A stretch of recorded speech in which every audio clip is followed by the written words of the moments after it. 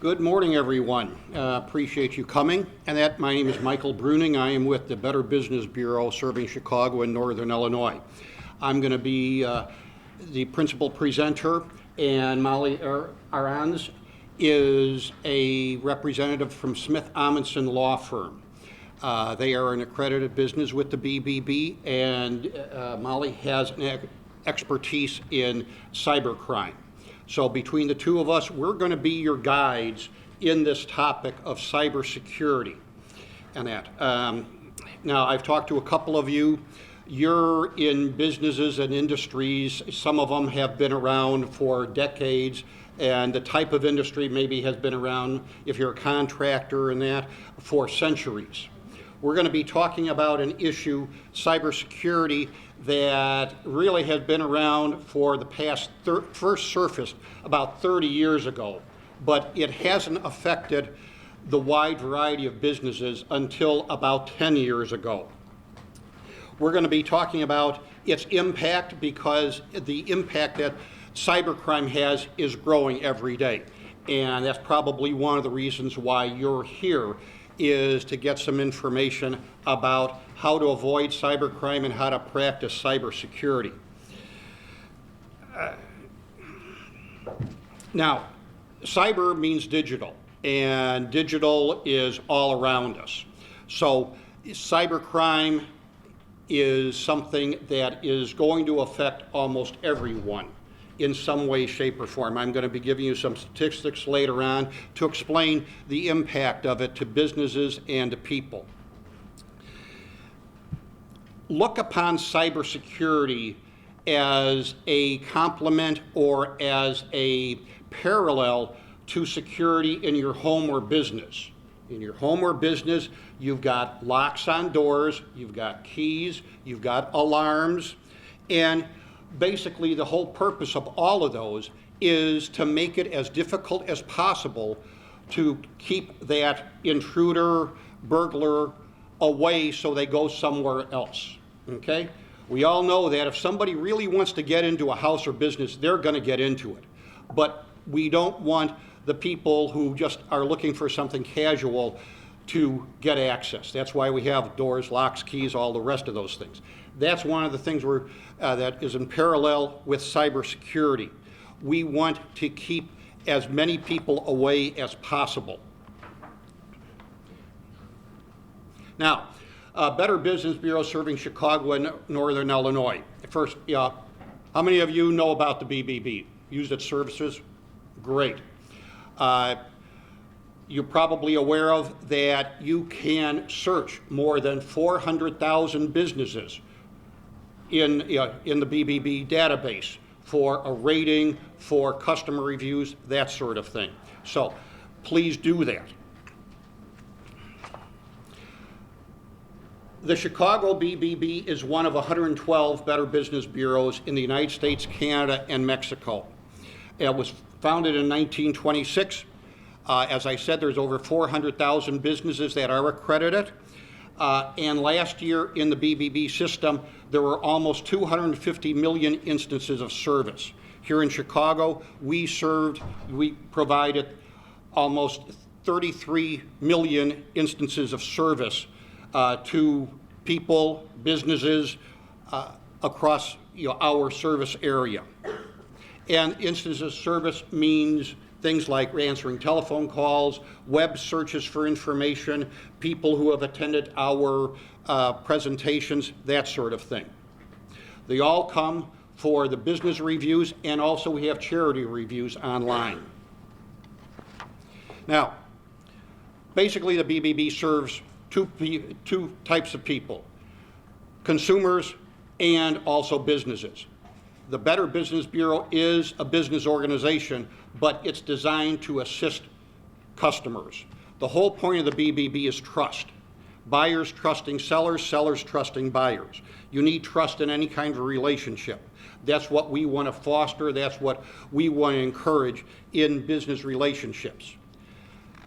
This is a resource that you can use, ask.bbb.org, if you want to search for a business, if you want to find a trustworthy vendor, If you want to request a quote from a vendor, such as your business needs a new roof, or you're looking for an IT vendor, go to askbbb.org and use the menus, it'll get you there. You can submit a review of a business that you've used. You can find out about scams, such as cybersecurity, and you can even make a complaint. Now, many of you know the BBB as more of a complaint agency than an educational institution. We're moving, where we still take complaints, but we would much rather educate people before there is a need for them to complain than handling the complaint after the fact. So please go to ask.bbb.org to learn more about our programs. And one of the programs that we have is the Torch Awards. Torch Awards is a method of rewarding good companies. You can go on the BBB website and nominate a business that you believe is a good business that's deserving of an award to receive the Torch Awards. Nominations are now open. It's a simple form to nominate a business. We then contact the business, let them know they've been nominated, and they can enter. So please, if you feel your business deserves a Torch nomination, a Torch Award, or you know of a business that is deserving, whether it's a vendor, a supplier, somebody you've used to, who did a good job cleaning your gutters. If you think they're good, nominate them for a Torch Award. So, with that as background of the BBB, what is the BBB doing with cyber security?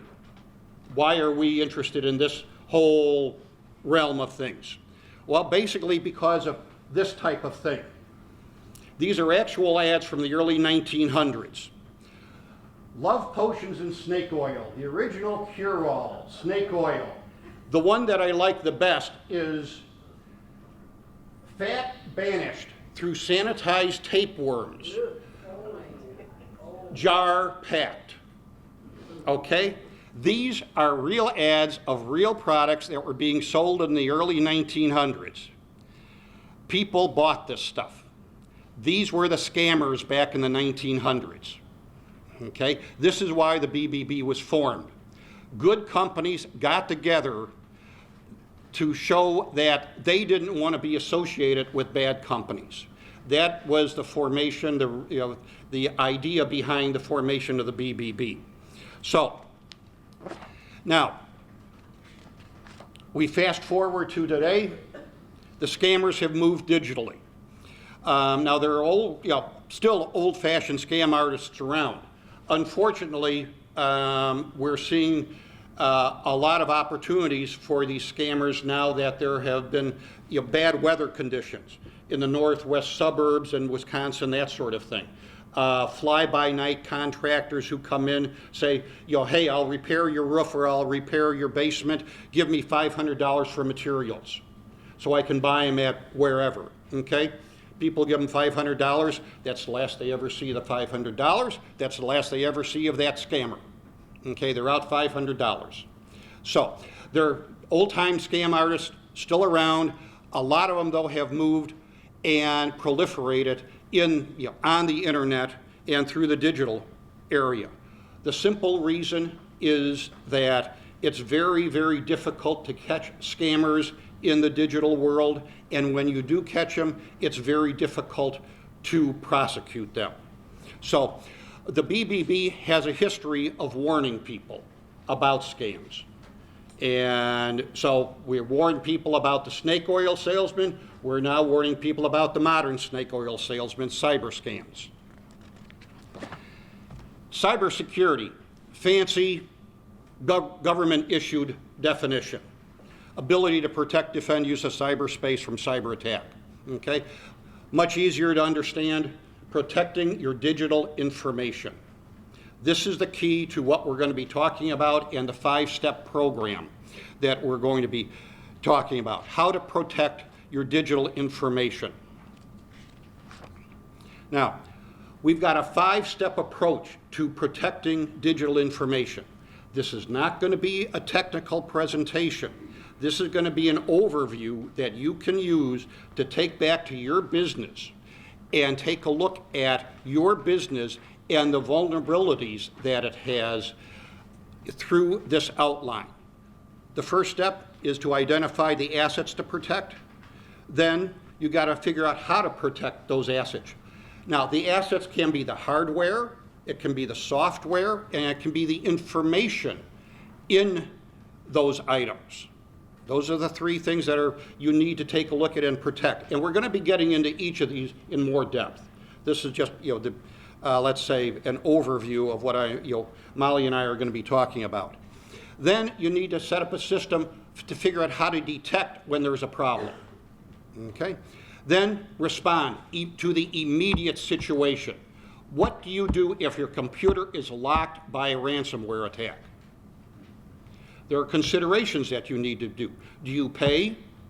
Okay. Or if you've backed everything up, you just get a new computer. There are pros and cons to both those. You got to have a plan. You got to think about it ahead of time. And then finally, after you've responded to the immediate situation, you got to figure out how to recover.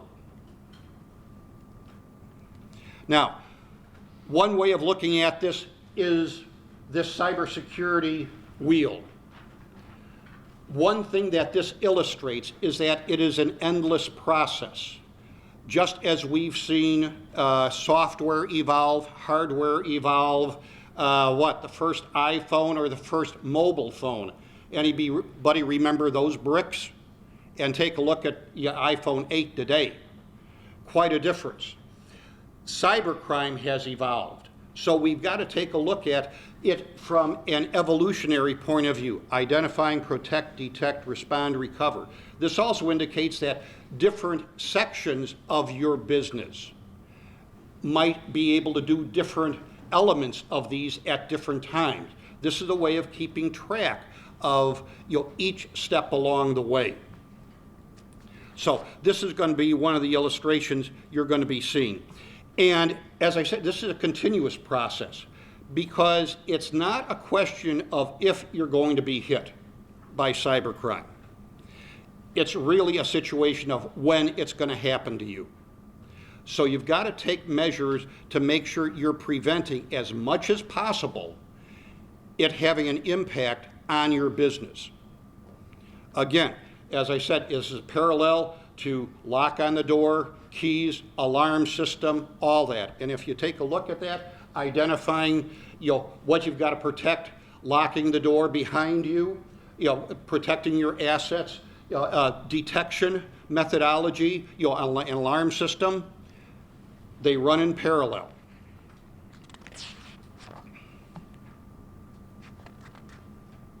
Okay. There. How big is this problem? Cybersecurity. Various estimates, various surveys have been taken, both business and government. In 2 years, it's expected to cost $2 trillion.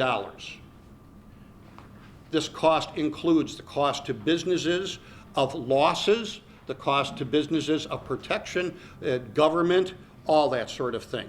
Now, based on surveys, businesses attacked in the last 12 months.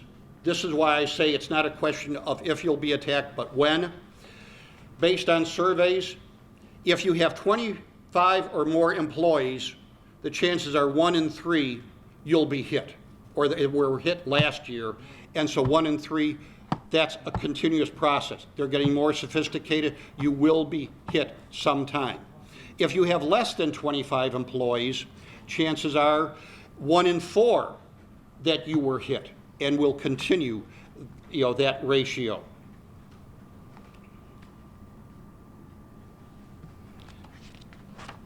Additional research. 70% of business owners are concerned. Okay, that's nice, but only 40% are comfortable with their efforts that they've taken. So less than half are comfortable with the steps that they have taken to protect themselves. Only 30% have a plan to notify people.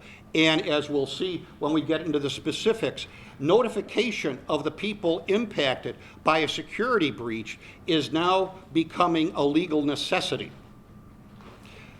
Even more disturbing, a lot of businesses, 33%, think their bank will compensate them for losses. sorry. Banks have their own problems. And they can advise and that, but they're not going to compensate somebody for cyber crime losses. And most disturbing is that many, many business owners have a feeling that it cannot happen to me. It happens to somebody else, but it can't happen to me. The stats that I showed you, 1 in 3, 1 in 4, take a look around, take a look at the person next to you, to your left, to your right.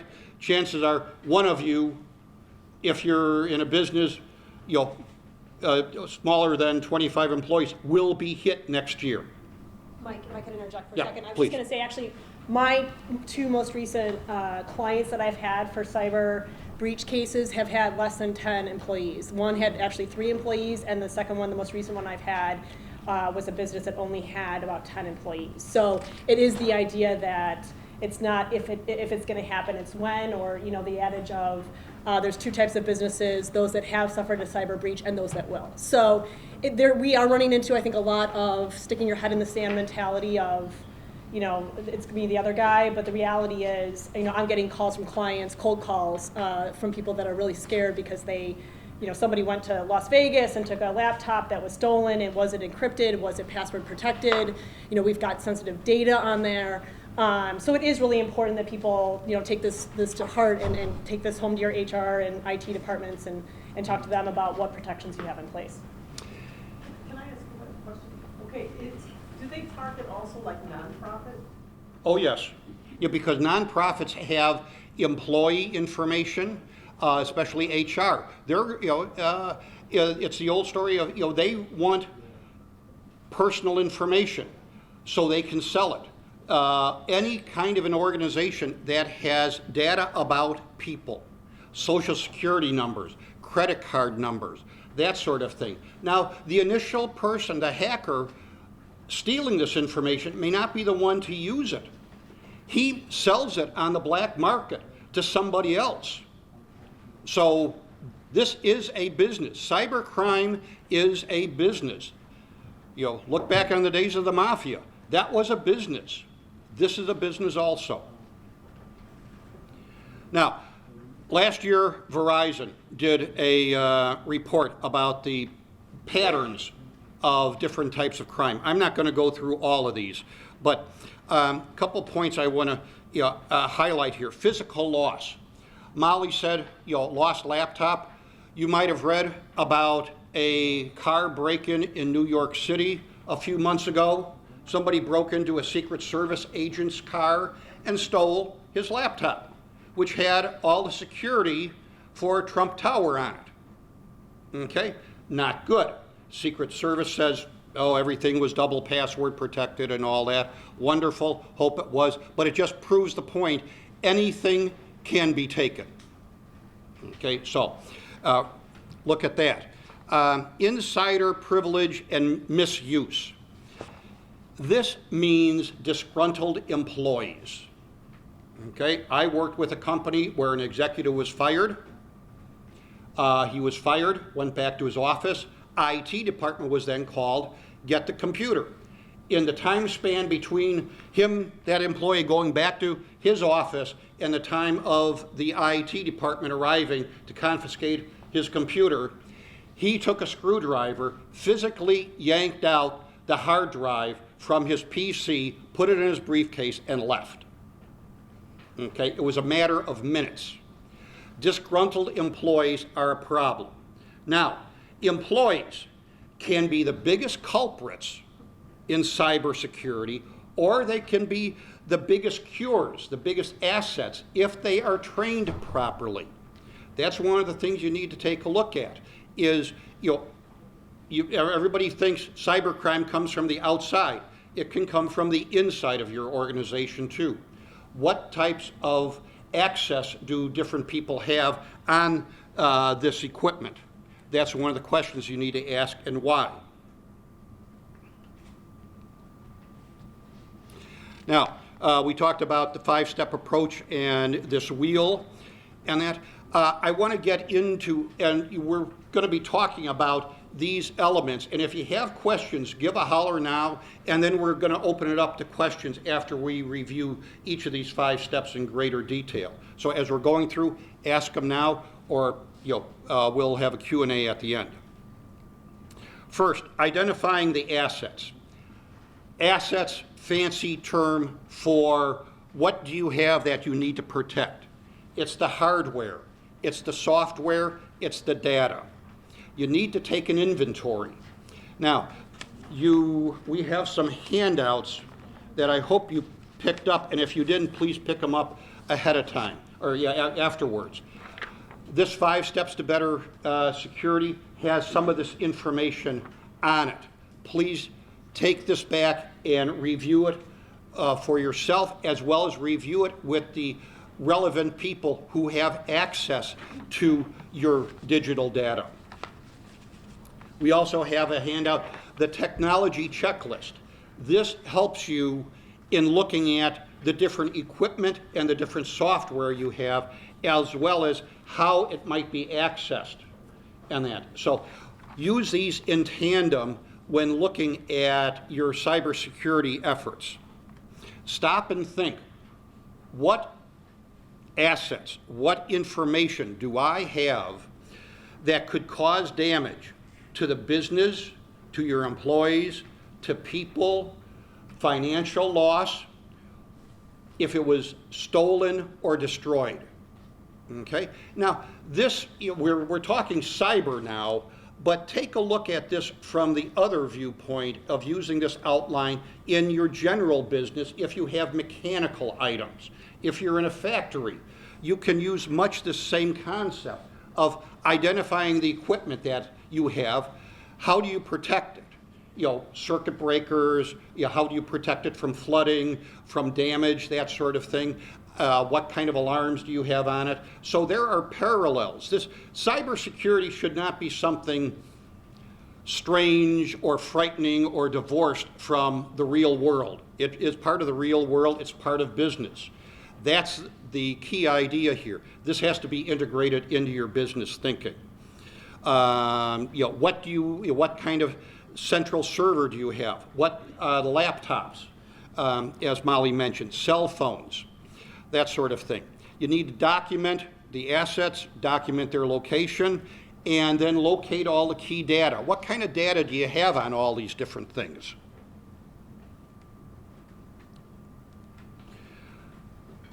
Once you figure out what you have, how are you going to protect it? Okay? As I said, doors, locks on doors, keys.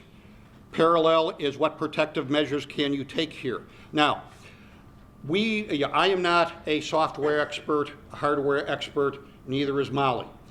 This is something that you should talk to your IT provider about. If you don't have an IT provider, step back and take a look at where you bought your computer. I'm not endorsing anything, but Best Buy has, the Geek Squad, AT&T has something called Connect Tech. Comcast has something similar if you don't have an independent IT provider. These are all options to answer more technical questions. So you need to protect the data against cyber intrusion, against physical intrusion, and against physical harm. Physical means, like the story I told you about the guy taking a screwdriver to the hard drive. He wanted to take that data and steal that data from the company. So that's physical. Yeah? I would also suggest, having been in banking technology 25 years, many times IT people are really good at what they do for you now. With this whole cybersecurity area, is a whole set of information is moving very quickly. So you may want to talk to other people who they're techies, but they're techies in this area. But you can get them to translate through your people. Yeah, that's a good point, because as I mentioned, and as this wheel indicates, it's evolving. It's never ending. You got to keep on updating. And that, software, you need to put in the patches and the updates, and then eventually you have to buy the next version of the software. Cybersecurity is much the same way. Now, in terms of protecting, one of the best things you can do as a prevention against this type of intrusion is to back up your data. Don't let it sit in only one spot on only one computer.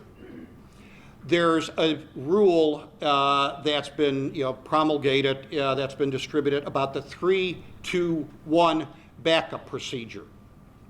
Okay, you make 3 backup copies on 2 different media, and you put them in different locations.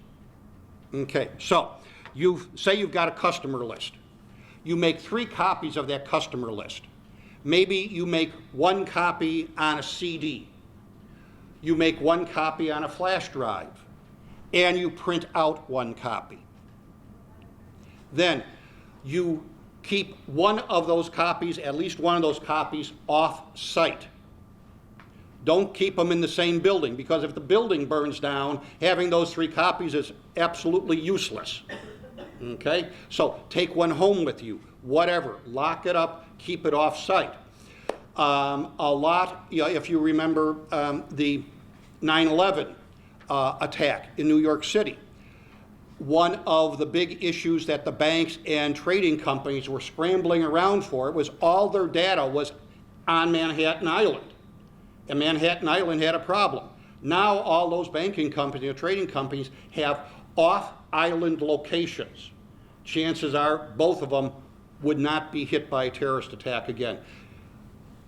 That's the macro view. Micro view, back up your data, keep it off-site. If you want to keep it on a computer, that's fine, or a hard drive, but then detach the portable hard drive from your computer. Because if you get hit by a ransomware attack, that ransomware is going to travel to your connected hard drives. So having an additional hard drive, if it's connected, is useless. Also, find out where they are geographically located. I asked some guys a question once, and they said, "Oh, we're 20 miles outside of Washington, D.C." I thought, I'd rather have you in the middle of Nebraska. Because Washington, D.C., if something happens, their warehouse could be affected.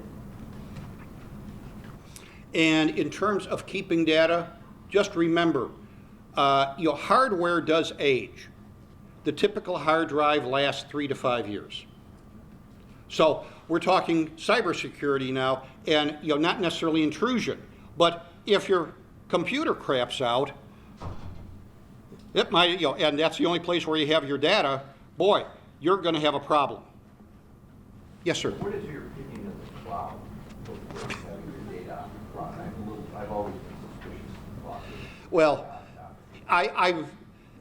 my opinion is, the cloud is a wonderfully, creative term for a server farm. These server farms are in huge buildings, protected, but they are nothing but a server farm. There's aisle after aisle after aisle of servers, and they're probably a lot more powerful than your home server or your home computer, but they are physical things. They're not somehow protected by the angels up in the clouds.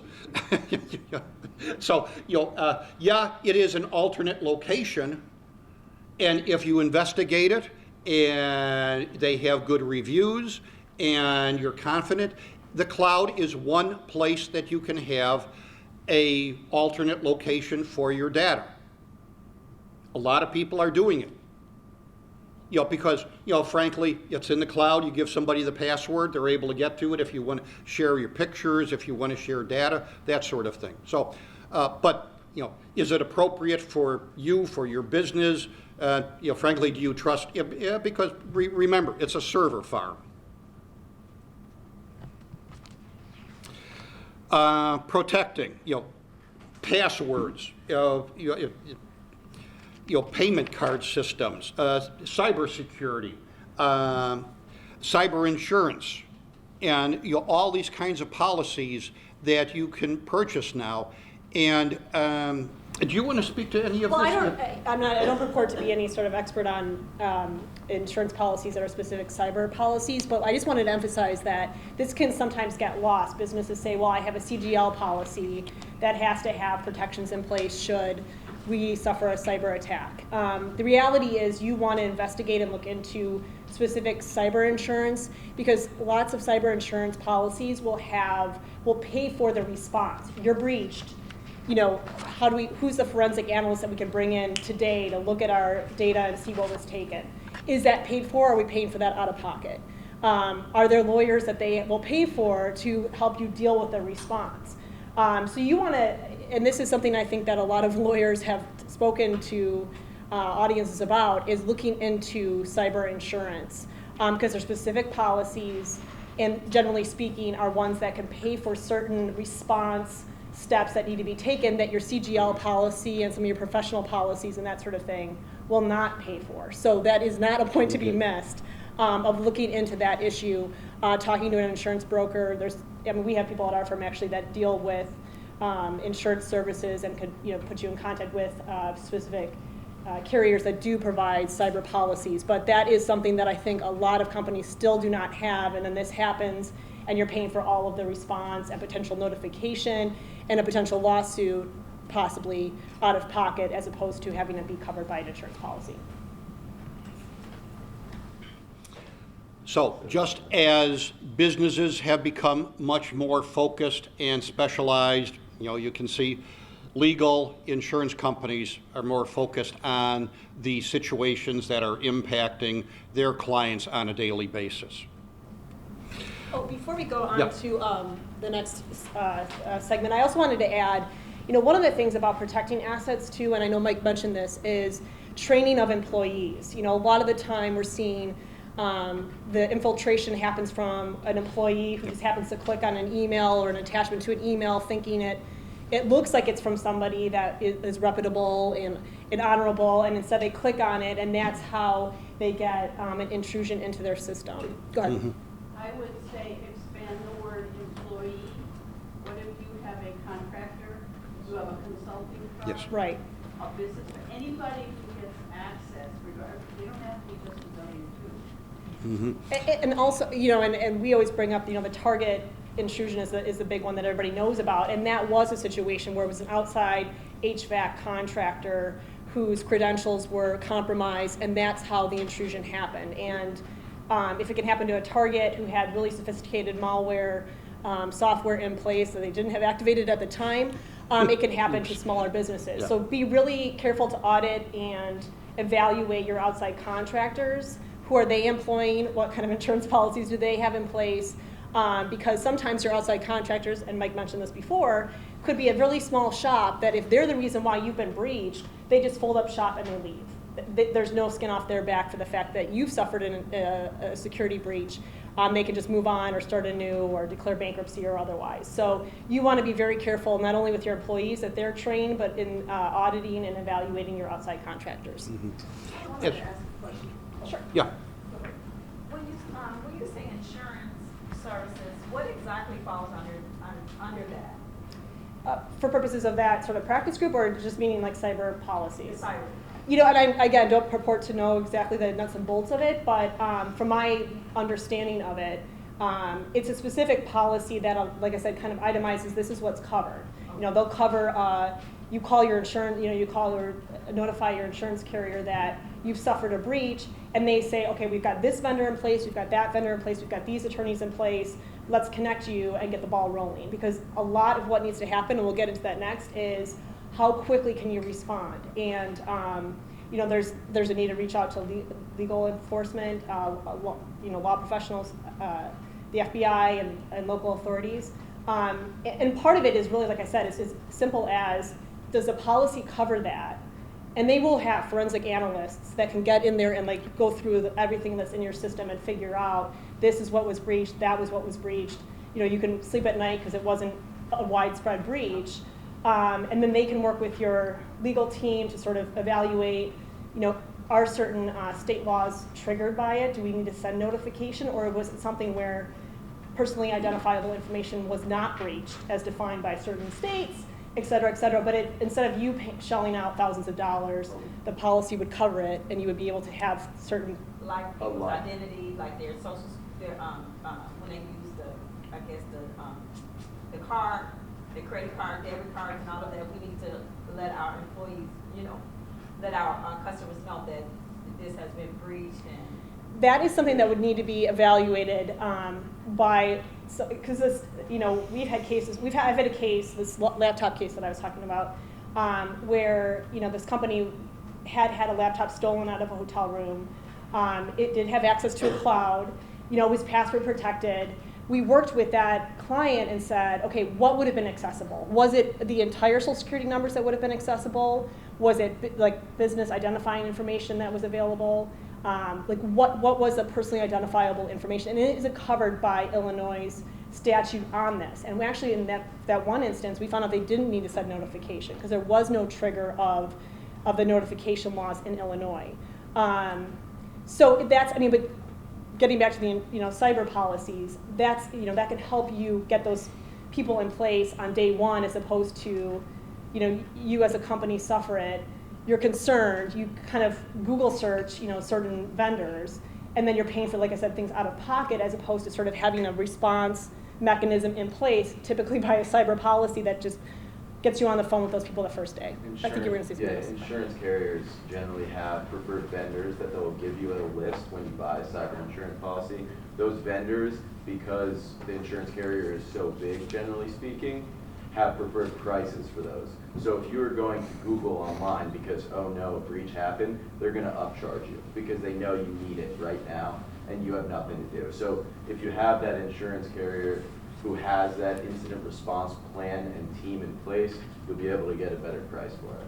The other thing you need to be prepared for, this is typical insurance, right? They may come and audit you and say, what do you have?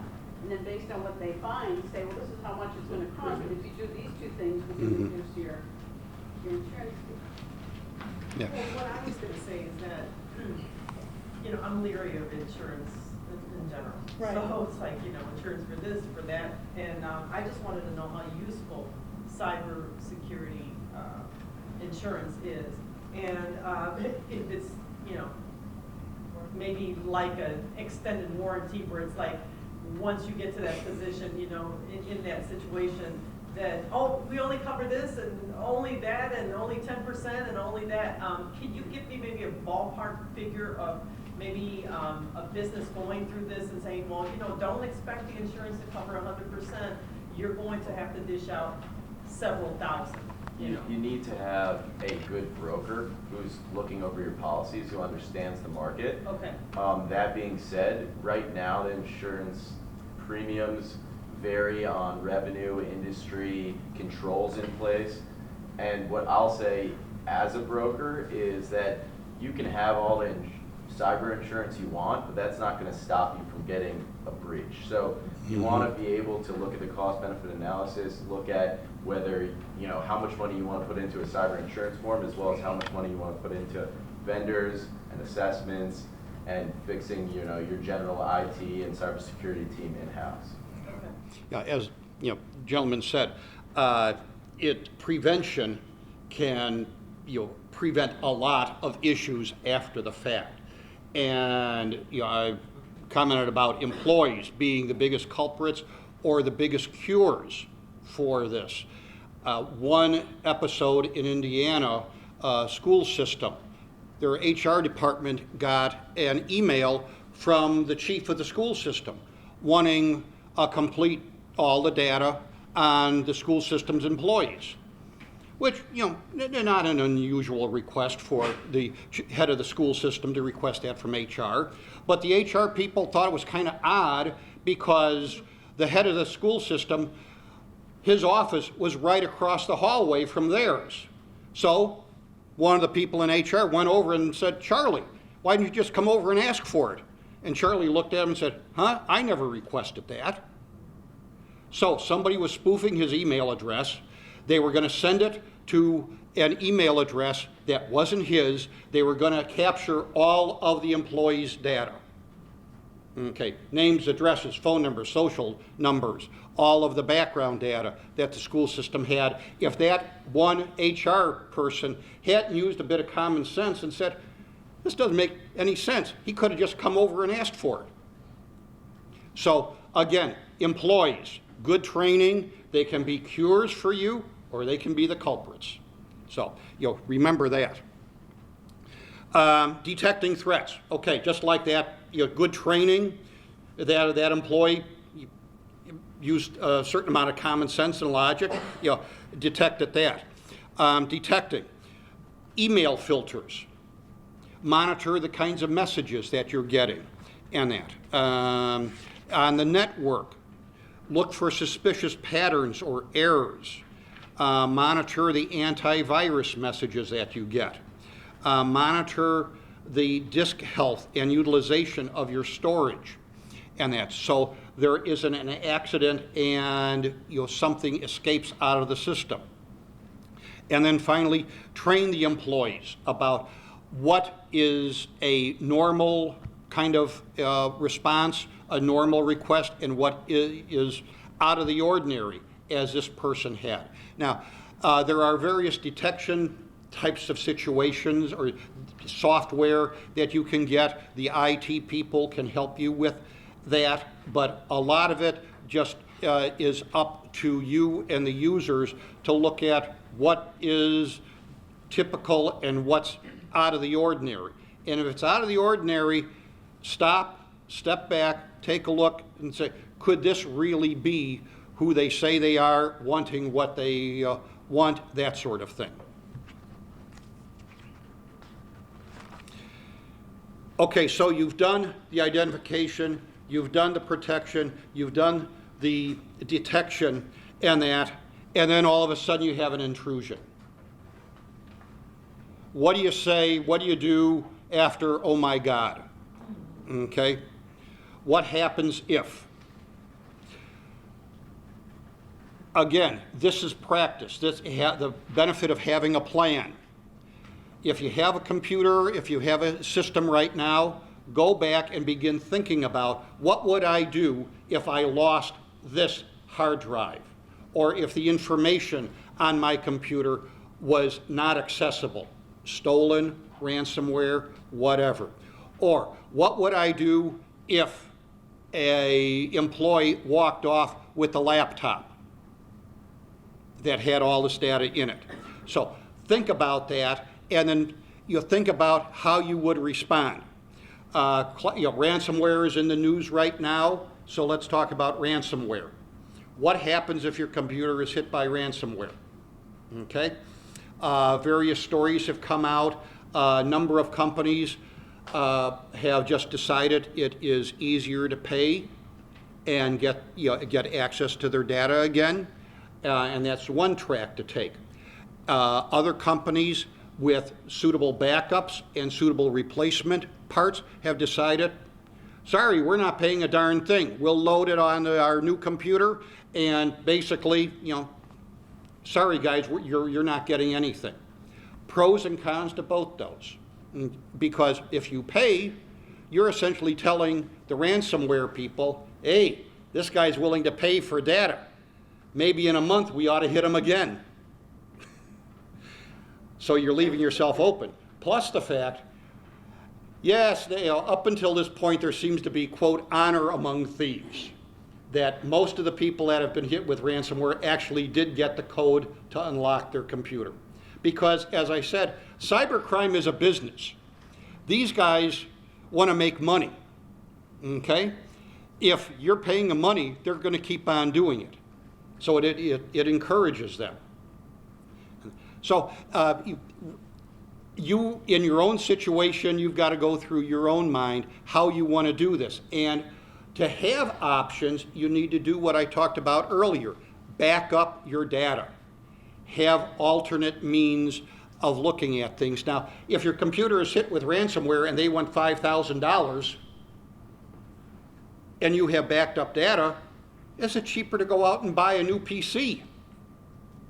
Those are some of the equations you have to balance. Yeah. I had a problem with my computer one night, and kind of something, it's like a block or something. When I was actually talking to some people, on the phone, forgot what had happened, but actually I was able to Google the information on how to have it lifted off my computer, because I couldn't get in and I couldn't get online, I couldn't do nothing, so everything was pretty. I guess my future copy was blocked, but you can Google them and they show you pretty much how to do that. Well, are you saying you were hit with ransomware, or it was just I don't know. a glitch? It was like about 1 something in the morning when that happened. Yeah, And they were trying to get money out of the people that I was talking to. yeah.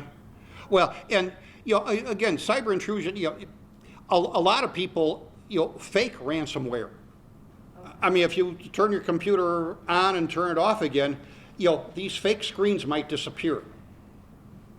And that, there have been a couple of reports of that they're not really ransomware people, they just copy the screen. It's the same way that if you've ever gotten an invoice, a double invoice that looked real, somebody has copied all the screenshots and that, dropped it in, assuming that, and this is one of the scams against businesses that often happens. There'll be a bad actor that will get a hold of one of your invoices, either through dumpster diving or some way, copy, let's say, a vendor's name, address, logo, and all that, and send your billing department a receipt or an invoice. And if it isn't a huge amount of money, they'll probably pay it, except it'll go in the bad guy's direction rather than the vendor's direction. And the vendor then calls you up and say, hey, you never paid that invoice. And say, sure we did, here it is. That's not my invoice. So, people can copy things, and that's one of the, let's say, older scams that business owners need to be aware of, apart from cyber. Again, coming from a technology background, and when you do backups, test them to make sure they work to restore. Because just because you have a copy doesn't mean it's going to work to be restored. So it's like the fire drills in grade school, right? We practice. So that's what you have to do is take your copy and have your tech people say, can you restore this? How long does it take? Mm-hmm. Mm-hmm. Yeah. And these are all factors that you should consider put into the equation when you're balancing, let's say, response to a ransomware attack. Talking about that topic, there was an article. One company, after trying to figure out how to unlock their computers, decided, well, we'll just pay the ransomware. And they followed the instructions. And they were trying to figure out how to buy bitcoins and where to buy bitcoins. So a lot, again, as I said, a lot of these cyber criminals are business people. They will give pretty accurate instructions about how to do stuff because they want to get their money. It's amazing when you take a look at some of the screenshots that how exact they can be about giving you instructions on how you can pay to get your computer back. So it's one of those things that it's an equation. You have to balance what's most appropriate for you if you have backup, if you have alternate computers, those sorts of things. But again, as Molly mentioned earlier, the notification of affected people, if data is stolen or is suspected to have been stolen, is now becoming a huge legal issue. Yeah, and I was going to say, the example I gave was, that we had this small company, they had a laptop that was stolen. We walked through, what was protected, what was encrypted, who had access, what users had, access to this particular information. Really dove into the details with the client and figured out, what areas of information were potentially accessible or breached. And again, it was actually a situation where a laptop was stolen and it could have just been wiped clean and used as a Christmas present at that point because it was right around the holidays. But what if it wasn't? What if somebody, not only took the laptop but tried to access the information? What kind of legal trouble could you run into? So one of the first questions is, notification, and what accounts do you have on your cloud? Are they only Illinois residents? Could they be in Indiana, other places in the Midwest? Are you dealing with banks that are nationwide? Like what laws, statutes, regulations are implicated by the potential breach? So like I said, in that first instance, we looked at it and we realized that because it was encrypted, because everything was password protected, double password protected, password to get into the laptop, password to get into the cloud, and the amount of information that was available, they didn't have an obligation actually under the Illinois Personal Information Protection Act, they didn't have an obligation to notify the potentially breached individuals. Because even if the information was stolen, there wouldn't be enough there that would implicate people's PII. I've had a more recent situation where a client suffered a breach, and we did a whole forensic analysis with our outside contractor for them, and found out that there was probably about 12 to 15 files that were implicated. There was PII or sensitive information that was on there, and we were required to provide notification to those individuals by not only the Illinois statute, but then Indiana, because they had a couple of the files that were taken were from Indiana.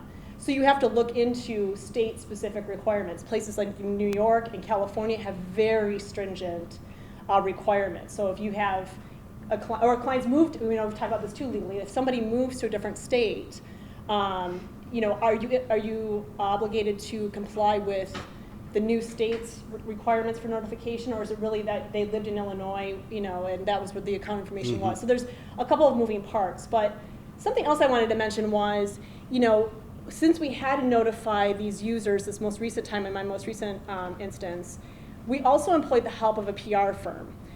Because not only is it, well, what are my legal obligations for notifying my clients or customers, but you also want to obviously have preserve your image in the notifying of these individuals, or if it gets even bigger or publicly accessible, so, local newspaper gets a hold of it, you want to make sure that the way you're describing what happened is in a way that's not overly dramatic and appropriate.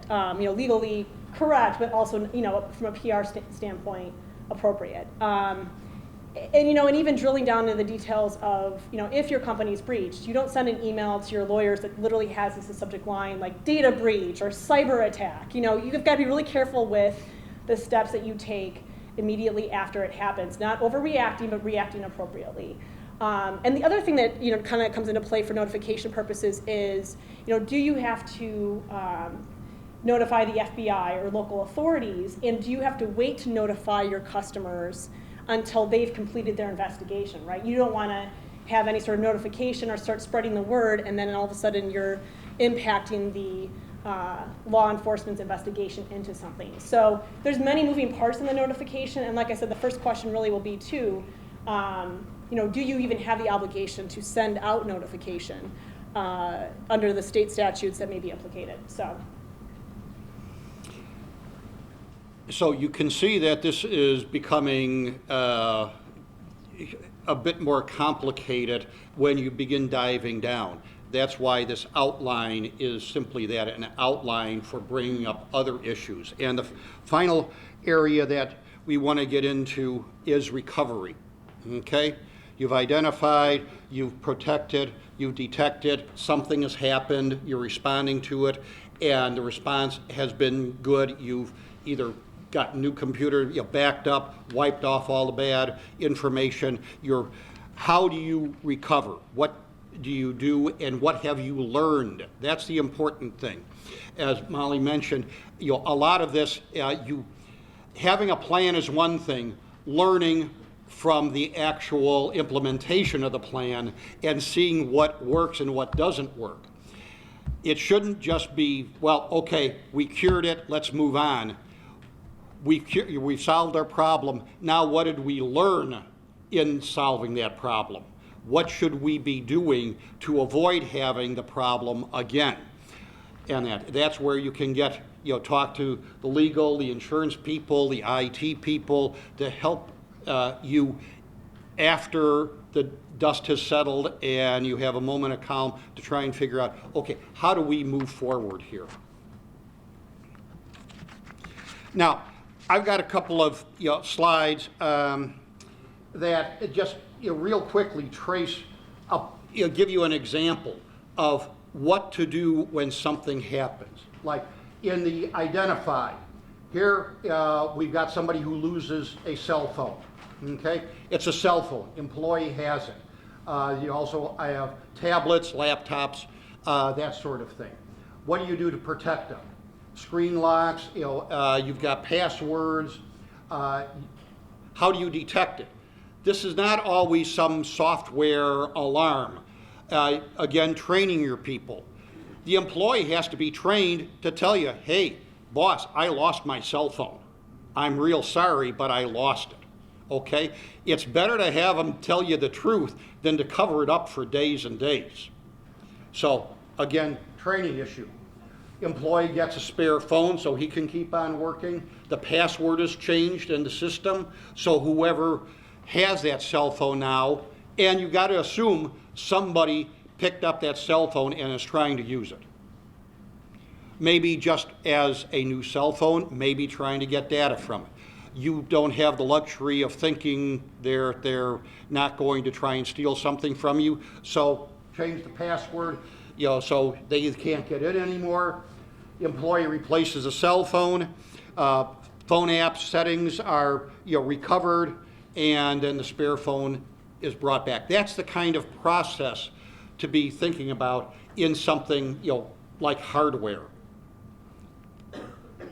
We mentioned the cloud. The same thing can be done with the cloud, except a lot of this is now on the vendor's side. You need to make sure that the vendor, like the cloud vendor, the server farm operator, has processes in place and keeps you notified if they have a breach. And you, as a customer that whose data has been breached, then all of a sudden you're on the receiving end of the information rather than on the organizing end of sending information out. So they're from two different perspectives.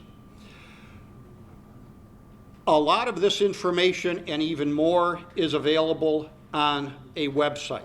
This is as a resource.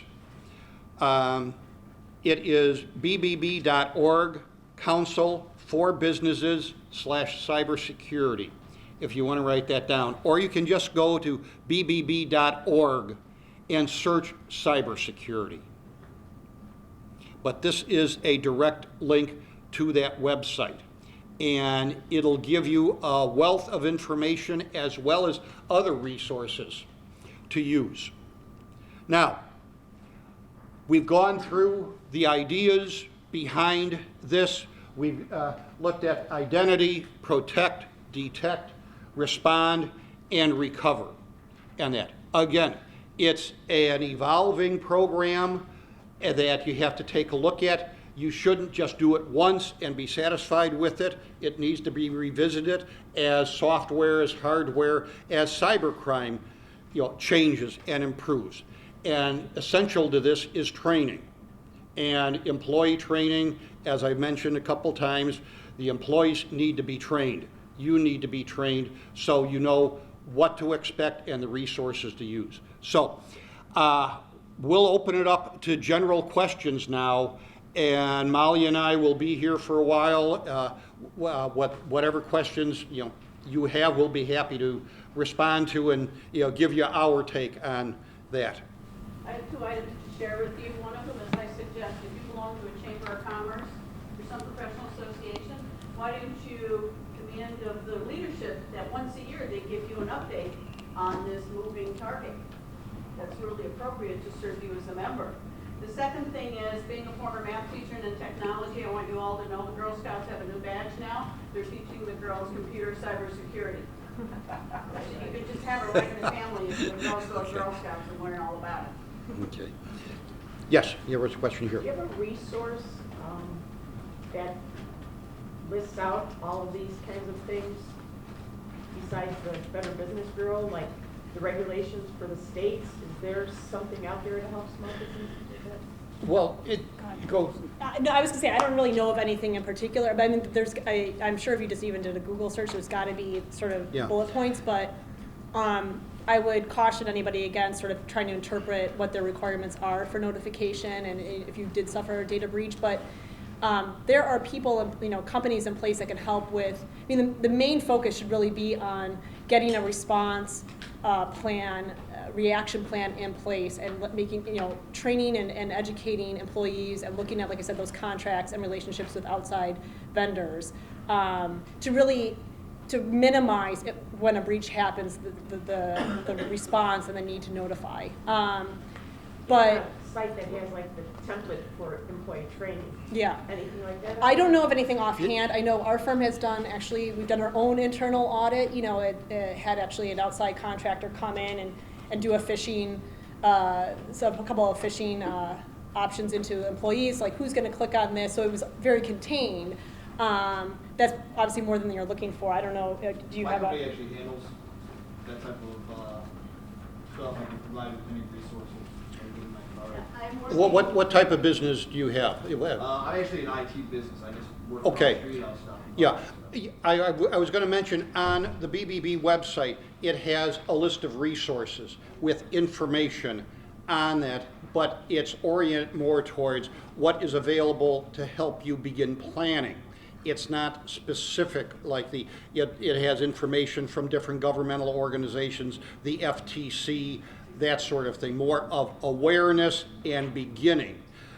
Really, you need to contact a lawyer, your IT provider, because now we're getting into the weeds of this and really getting down dirty about how to train. Not that you need to train now that you've accepted the idea of training, but where do we go for that training? How do we do it?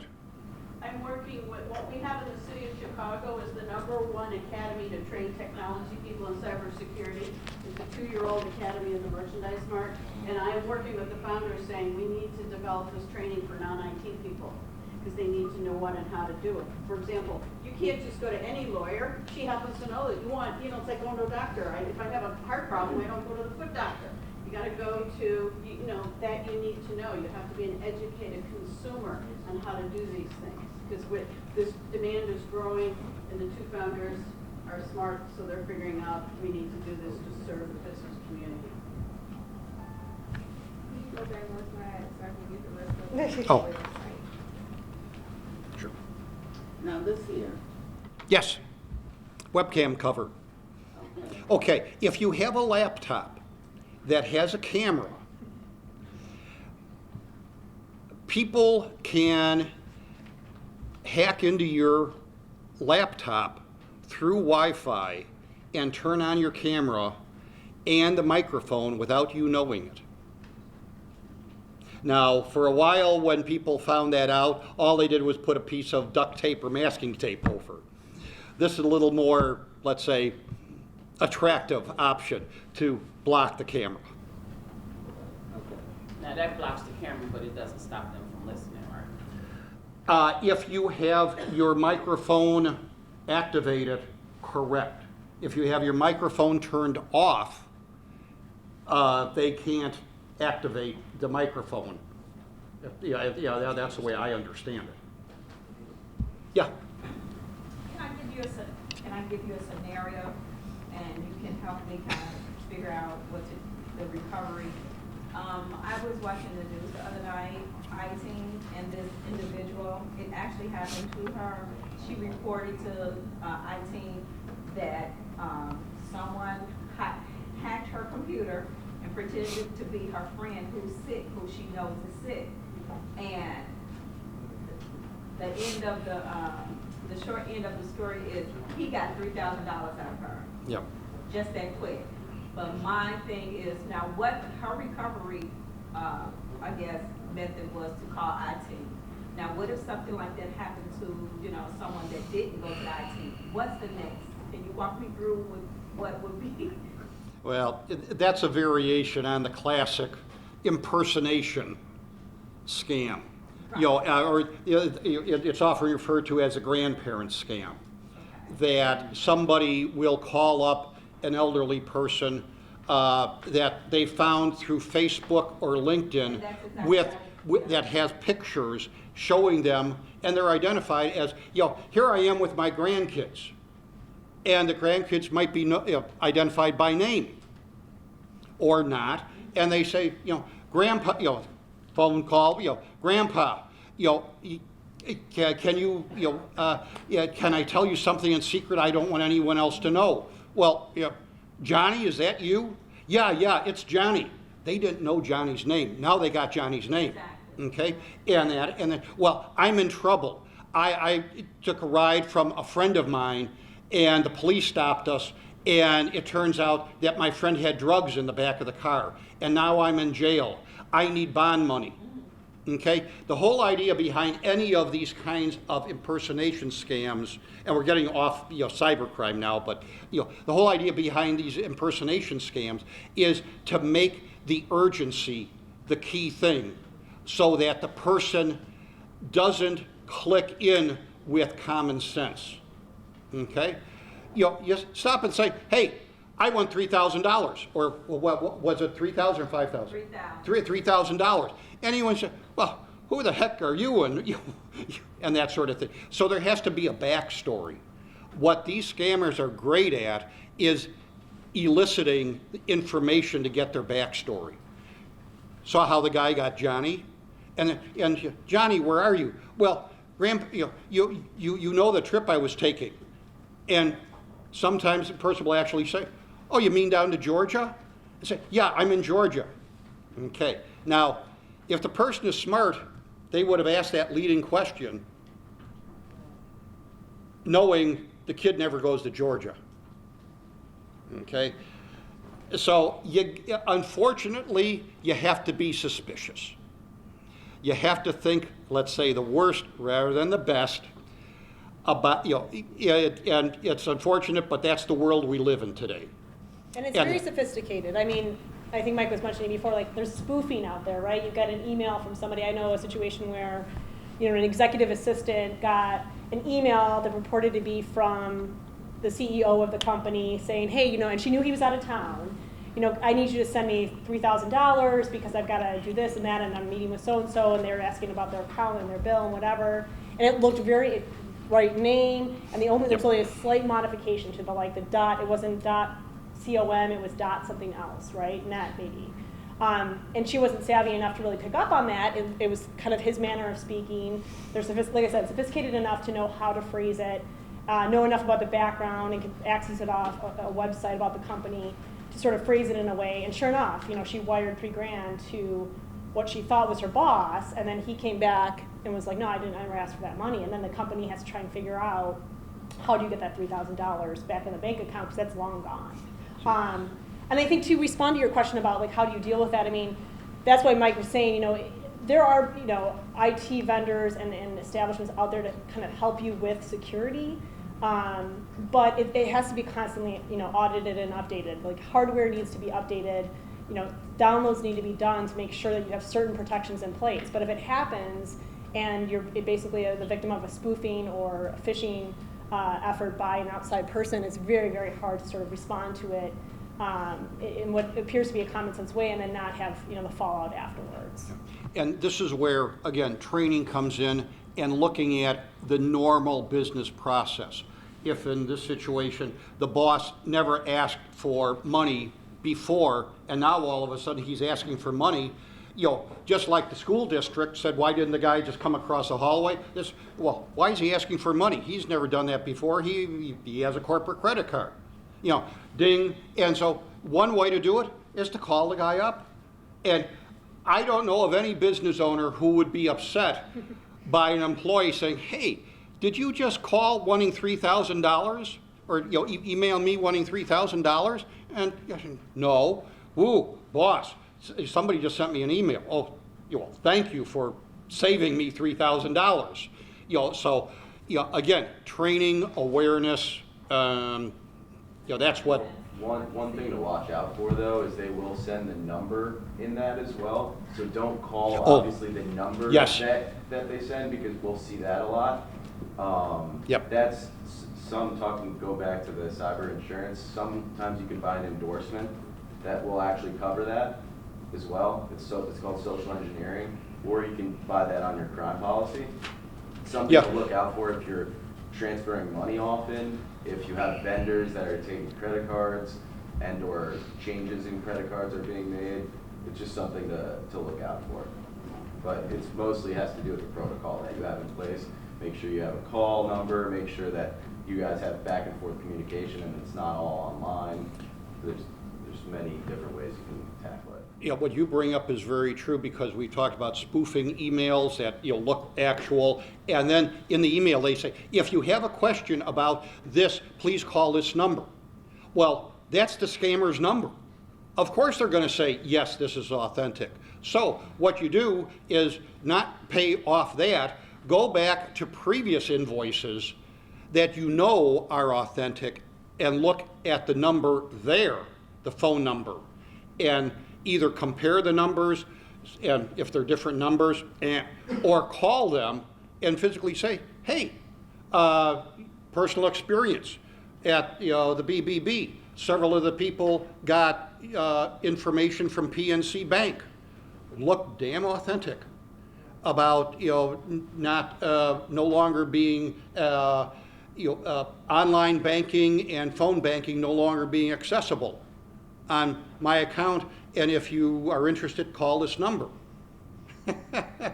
Called up PNC Bank, and they said, we're working on that already. It's a fake email, don't do anything, delete it, da-da-da-da-da, and that. So, it can be darn, very, very authentic, and be careful about taking action off of a questionable email.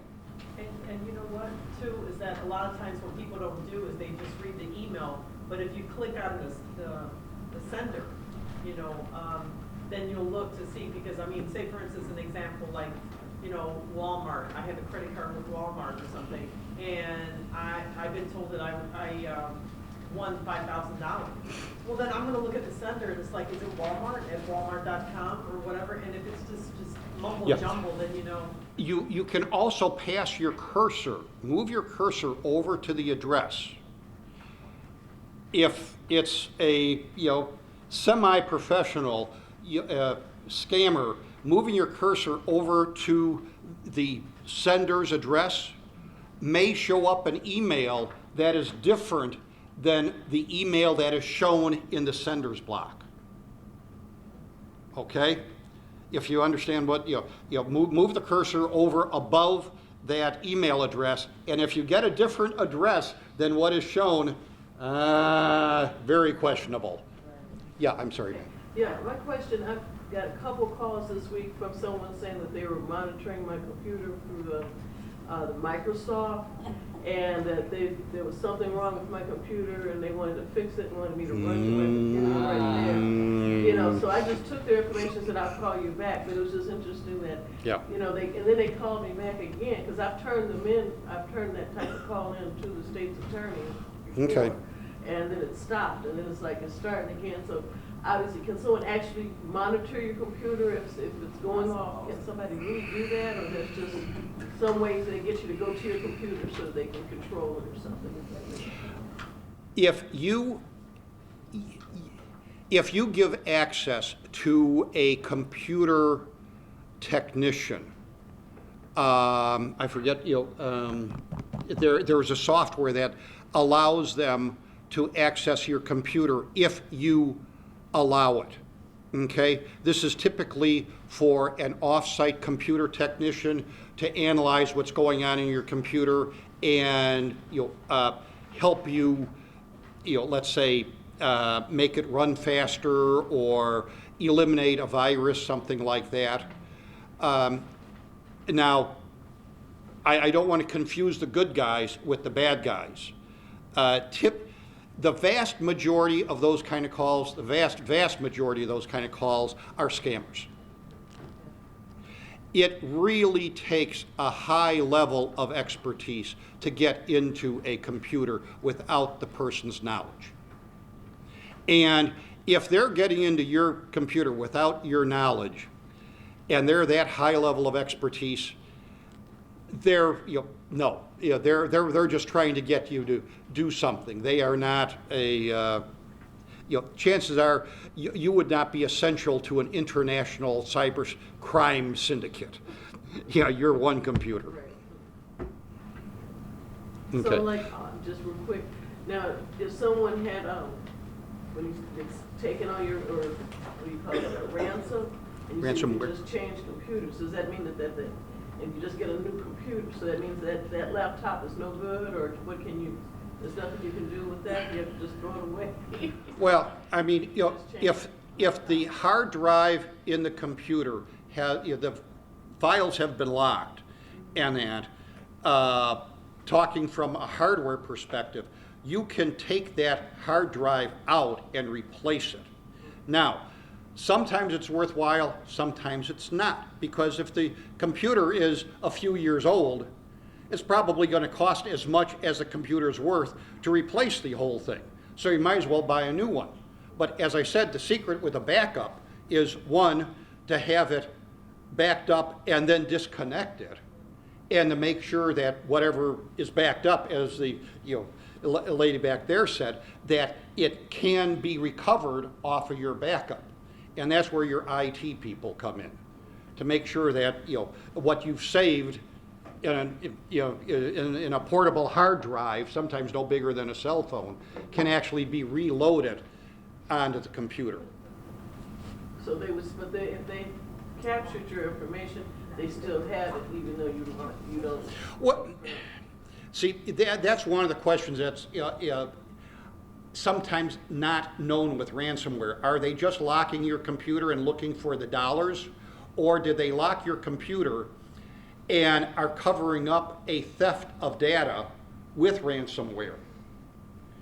That's where the forensic computer people come in and determine, well, they did copy it before locking it. It's getting really messy. Well, that's sort of like when you hear the big, what was a film, it was one of the recent entertainment companies had their information, movies taken, and it was going to be leaked unless you paid, and that was a ransomware situation. Well, they are taking the stuff out, likely will put it out there even if you do pay them. So that, it's kind of have to figure out, like Mike said, as to whether it's simply just been locked away and they're not doing anything with it, they're just waiting for the money, or they're going to, expose some information that's highly sensitive. So. Yeah.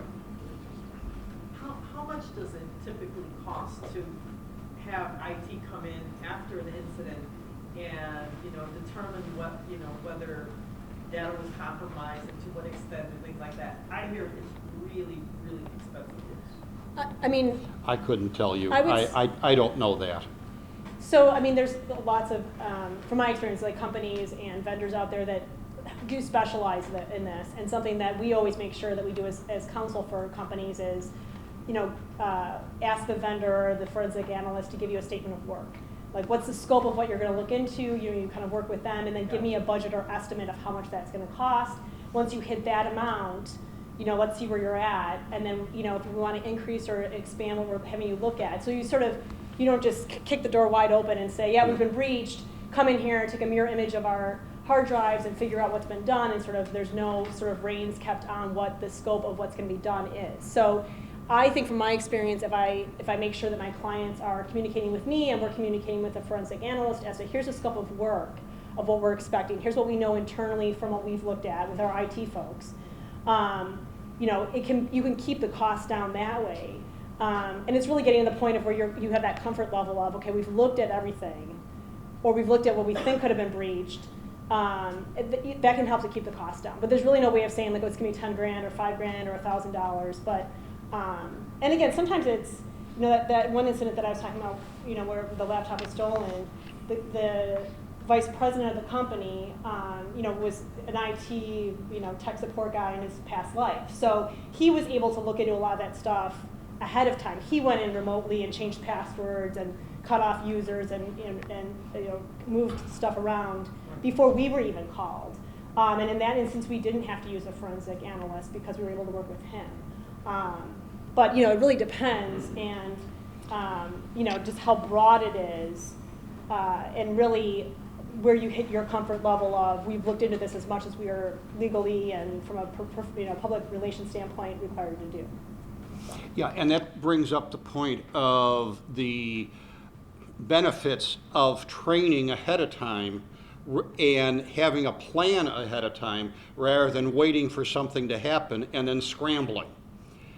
Even if you've got the bare bones of a plan, it might just be who to contact if, or talk to your attorney, talk to your IT provider, tell them, okay, if this happens, who would you call? How would we get there? Talk to them, get some kind of a statement of, a plan from them. What would they do and an estimate? With the understanding, things change, but at least you'll know if it's going to be 1,000 or 10,000. And then you've got a certain comfort factor there because you've at least looked at it and you're somewhat prepared. And don't let it be static. At least once a year, review what your response plan is. Yep. Make sure that, even the employees that are in your company that are part of that response team are still employed there and that they're brought to speed and some of these new, because cyber attacks are changed. I mean, the sophistication is so great that there's always a new malware or ransomware or cyber attacks or a threat out there that people are staying up to date and having sort of the preliminary and minimal even protocols in place, and that those are all kept up to date on a yearly basis. Don't be surprised if you see variations upon a theme. Like I said, the impersonation scheme can be called the grandparent scheme if they call grandparents. It can be called the sick person scheme if somebody knows that you're sick and needs some money. I mean, these guys are creative. Unfortunately, they're very creatively bad. So you've got to have some common sense and awareness. Yes, sir. I would recommend that you print out that incident response plan because if your computer is locked up. Hey, good idea, and maybe even put it on a flash drive or something that you can take home with you in case. Yes. Yeah, Yeah, it's locked print it up. out and pin it to your corkboard in your office. Absolutely. Very good. Very good. Other questions? Just a quick clarification. So not really someone can really monitor your software, saying that your software is out of order or it's sending out messages. That's something that some strange person can't really do. Or... In the vast, vast, vast majority of cases, no. A personal computer is not worth that level of expertise for a person with that level of expertise to get into. Yeah. And that they would much rather go after the United States government if they're able to do that. Yeah. Have that level of expertise. I was going to say, I get those same calls, I've gotten in the past, and usually I just start messing with those people on the phone, say, hey, what version of Windows am I running, or I'm running on a Mac, or they usually start changing what they're talking about, and then you can tell they're kind of full of it, they don't know what they're talking about, and they just say, all right, take me off your list, I'm calling you again. Well, thank you very much. I hope you found this interesting. If you want more information, there are the handouts here from the Better Business Bureau, from Smith Amundsen. I gave you a couple of resource pages to take a look at off the BBB website. Go there if you're interested in pursuing this idea and getting additional information. Thank you for coming. Thank you for the City of Chicago for hosting this.